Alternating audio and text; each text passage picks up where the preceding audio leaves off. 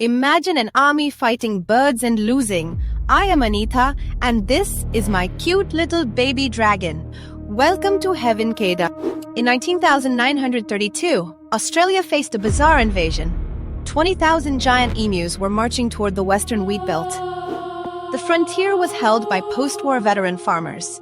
They had survived the trenches of World War I, but nothing prepared them for this. A severe drought had already pushed these farmers to the brink of total collapse. Now, an army of emus was consuming their last hope. These birds were a destructive force of nature, tearing down fences with brutal efficiency. By destroying the fences, the emus opened the floodgates for thousands of rabbits to swarm in behind them, completely devastating the crops. Desperate, the farmers bypassed traditional pest control. They demanded an extreme, formal military intervention, a literal declaration of war. The government agreed. The Minister of Defense, Sir George Pierce, treated the infestation as a violent insurrection that required heavy weaponry.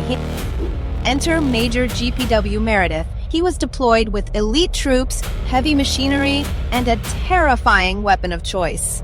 The military brought Lewis machine guns and 10,000 rounds of ammunition. They expected a quick, decisive, and bloody slaughter. In November 1932, the troops rolled into the Campion district. The stage was set for an unprecedented, brutal showdown. But as the soldiers roared across the red dirt, they severely underestimated the tactical genius of their feathered enemy. The moment of first contact was a disaster. When the soldiers finally spotted a flock of 50 birds, they opened fire. But the emus possessed superior avian maneuverability. At the first sound of gunfire, they scattered out of range with terrifying speed. The soldiers couldn't believe it. The birds were too fast, too unpredictable. So, Major Meredith planned a massive ambush. They waited near a local dam. Over 1,000 emus slowly approached the water. It was the perfect trap. The soldiers held their breath. They waited until the birds were directly in the kill zone. Then, they pulled the trigger. Disaster. The heavy machine gun jammed instantly after killing only a dozen birds. The entire flock bolted for their lives.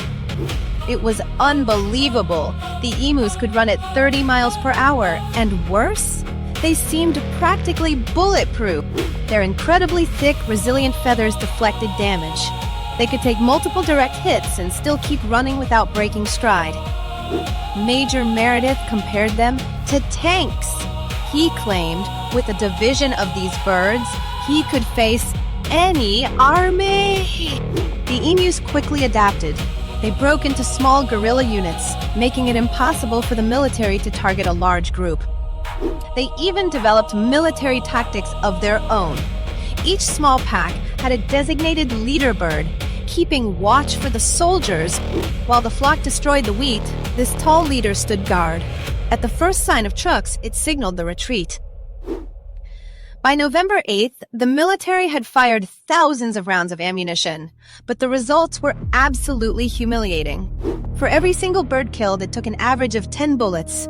The financial and strategic cost was completely unsustainable. It wasn't long before the media caught wind of this absolute catastrophe, and they showed no mercy to the military. Newspapers across the world mocked the Australian army. Headlines declared the emus victorious in the most absurd war in history. The public outcry was immense. The ridiculous failure was debated in Parliament, and the politicians demanded an immediate end. Humiliated and utterly defeated by flightless birds, Major Meredith and his elite troops were officially ordered to withdraw. The military had failed spectacularly, but the emus, they were still there, eating the wheat and living their best lives. The true victory went to the birds. The emus continued their migration, having successfully humiliated a modern, mechanized army.